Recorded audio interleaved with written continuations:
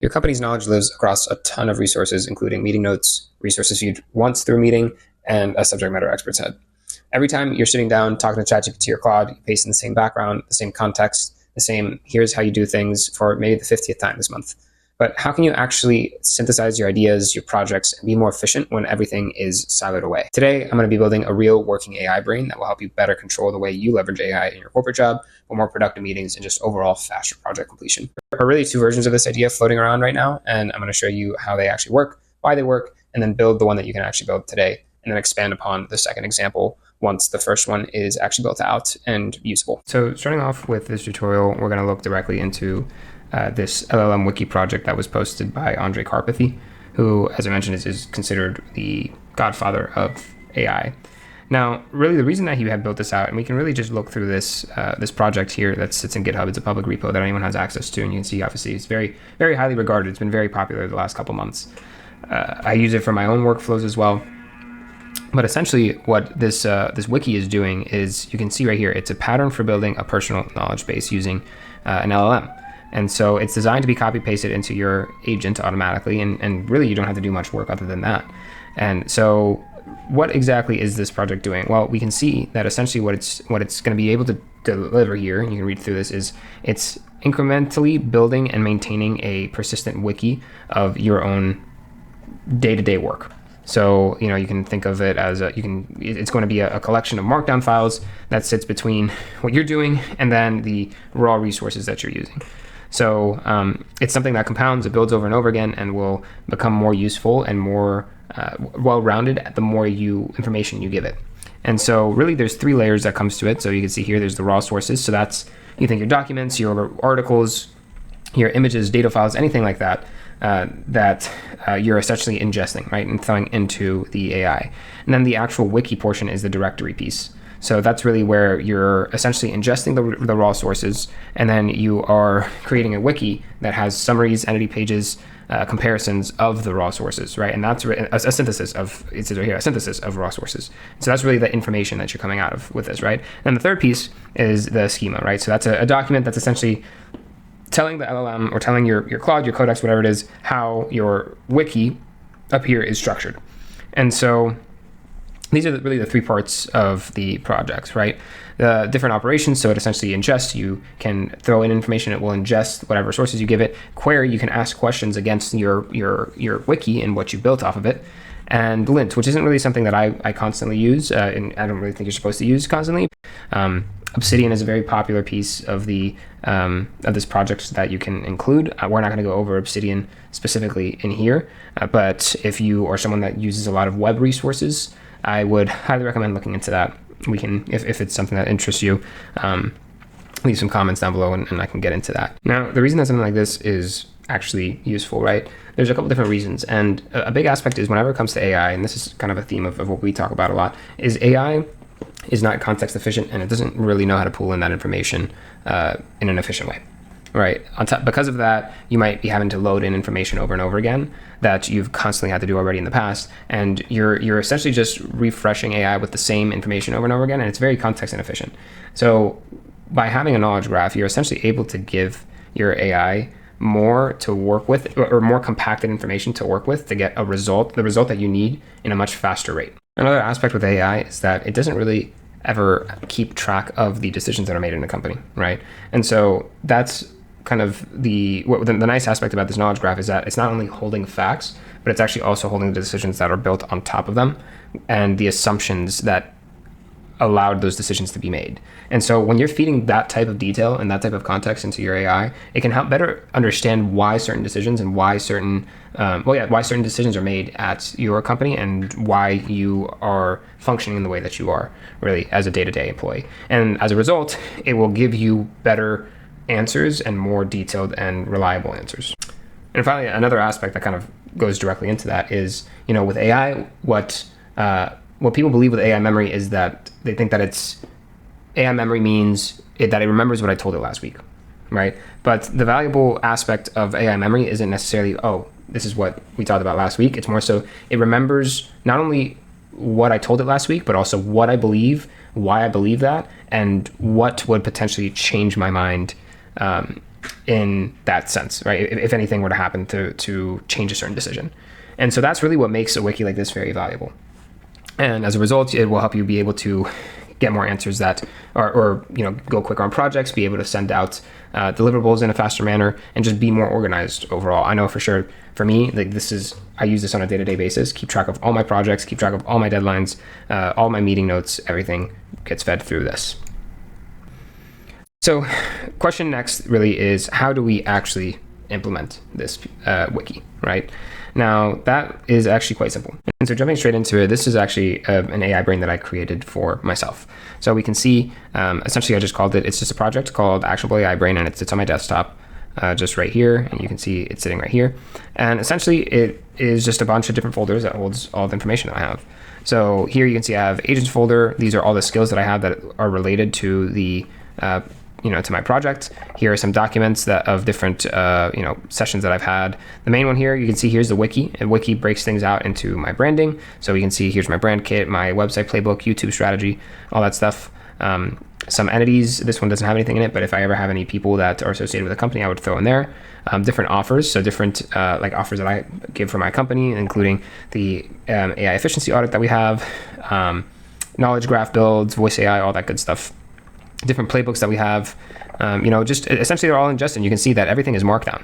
So it's all information that was ingested directly from projects that I've thrown in, like literally documents, PowerPoints, Excel files, email conversations, literally anything that you can think of. I just threw it in, and it essentially organized all of my information into these markdown files.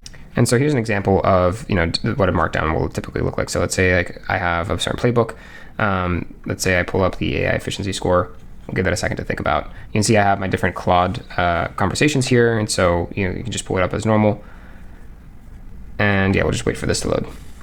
Yeah, so normally there's not a delay in loading, but yeah, you can see here, essentially this is what a markdown file will look like in the actual brain. So we have our title, the type where it would fall under, the current status, if it's relevant or not, certain tags, so certain words that can be associated with things that we're looking for. So that way the AI, the LLM, can actually source everything and put everything together and understand where relational terms are, and then sources where this information actually came from, and then when it was recently updated. So that's a really good piece. It's time-based, so we can actually see where certain information, or when certain information was posted and when it's actually relevant.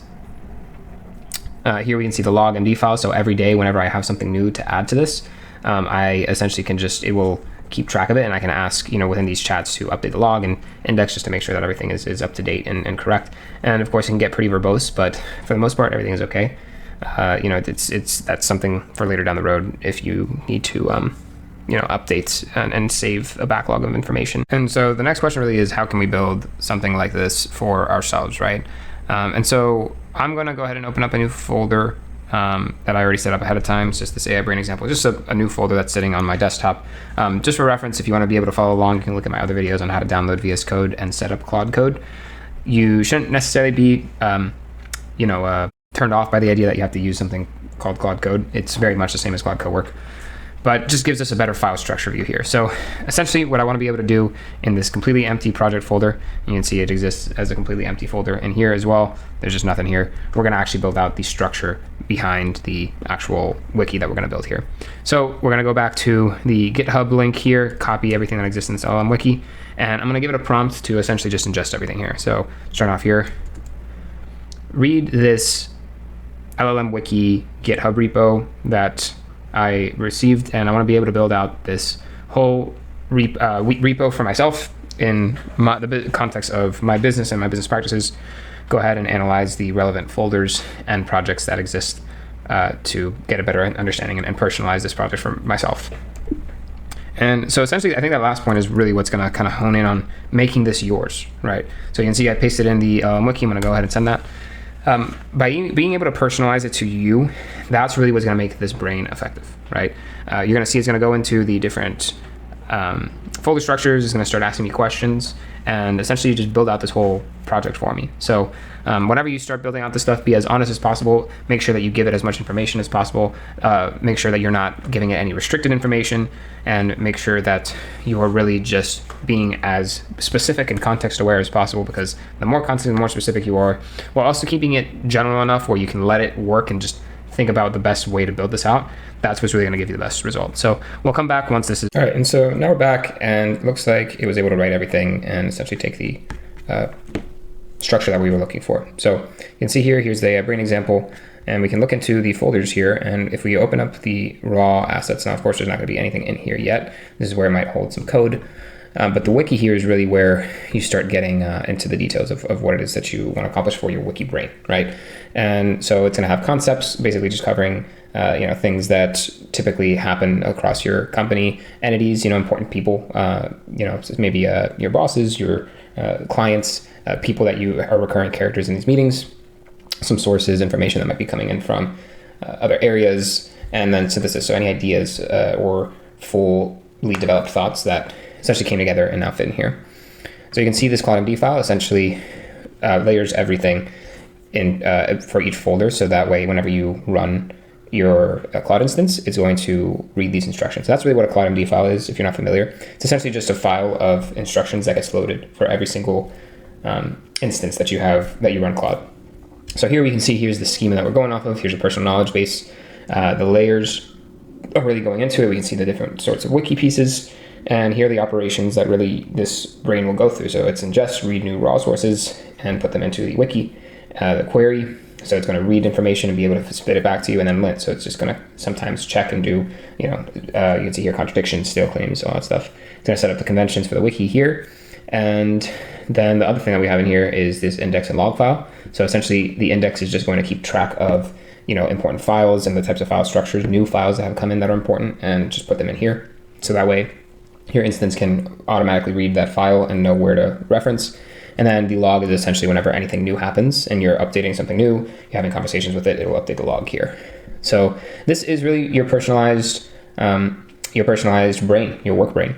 In order to really build this out, this is where you can start adding, once again, your project files, your meeting notes, really just build this out and get this thing to know you. You can even ask it to just interview you and just, about your company. And, you can prompt it in the same way of, interview me and ask me questions about my company, who I work for. I want you to be able to act as my second brain. And, very high level prompt. You can go into more depth if you'd like. But and you can just send that across and really build out this brain. So this is the first example of, a really high quality brain. This is actually what I use in my day-to-day for my company and any business that I work with. And it's been extremely helpful in helping me being able to refer to past conversations and the current statuses of projects and reports that I might have. The next piece to this project is going to be leveling up the knowledge base that we've already created, or the knowledge graph that we've already created, and leveling it up so that it has even more profound tooling and capabilities by being able to connect to your messaging platforms or your sources and databases. Now this one's a little bit more in depth and may require more connections and more approvals from management in order to actually apply this for the wider team. But essentially this is from a company called Cerebras, and this is a blog post that they had come out with on how they had built their own knowledge graph or knowledge base. And this has a really impressive, it's a very impressive in-depth review of what it is that they're trying to go for. And so you can see here that this particular knowledge base has a platform for collecting and storing internal data, something similar that we created. We just created it more at the markdown level. The platform for querying that data, and then a layer that enforces authentication and authorization with auditing and analytics. And that piece right there can be very valuable for people and for companies that have very sensitive data that, you just can't be switching across the different departments and using this knowledge base. And so I'll go ahead and link this blog post below in the description if you would like to read more about it. It's actually very interesting. You can see that they had connected their Slack messages to actually be able to understand how to incorporate their messages there and how they process their unstructured Slack conversations. And very interesting stuff that they go over here. And so really the question is, how do we actually take this information and apply it for ourselves, right? Now, you might not use Slack. Maybe you use Microsoft Teams, or maybe use another platform. Well, what we can do is just copy this blog, and essentially just what we had just created, we can ask our new brain to actually incorporate these concepts into the structure that we currently have. And so it'll definitely change up the structure a little bit more into something a lot more profound, a lot more in-depth. But I'm not going to go too deep into the actual structure that we come out with, but I'll just show you how I would go about doing this. So what I would want to ask is this. I want to be able to level up my AI brain here by incorporating more MCP connections and going more in depth with the actual data management. You might want to even include some sort of data platform that all this information is hosted on. But go ahead and analyze the Cerebras blog post, and I want you to be able to incorporate all the methods and techniques that they use in order to create their knowledge base into this current knowledge base that we created, into this brain. And so now we have that prompt. And so now we're going to go ahead and put blog post and paste the actual blog post. So I will copy this. Oops, I'll copy all this. And maybe even the sources as well, just in case. Paste that in. And then we will let it think. Now, maybe you would like to go into plan mode and just double check to see how, really just develop out that plan before going in depth. But just for the sake of example, we'll go ahead and just send that across. And again, we won't go too deep into what it creates. But you can see it's starting to think about how it's going to go about this process. And you can see it's already noticed that it's a big task. So we'll go ahead, I'll come back, and once this is done thinking, we'll see what the results are. So I decided to ask it just to keep it high level for the demo mode. But really essentially what this did is it kind of took a little bit further the ingest side of things for specifically the meeting portion of things. So I have a Firefly's transcription note taker for meeting summaries that it will now read, and essentially just will ingest meetings automatically through this. So this is really kind of where things start to build out. A lot of the time, what it was basically asking for me was set different questions along the lines of how do I want this ingestion to go? What kind of sources do I want to connect, whether it's MCP with Slack or Meet or whatever it is that makes sense for you. And then it also asked me for a cron time. So essentially, how often will this want to run as an automation on its own? Let's say I can set up a time for 4 p.m. to run, or for 5 p.m. at the end of my workday, right? And so that's really where something like this starts to become very valuable and actually useful, is being able to have something that will constantly check on itself and update itself with new information.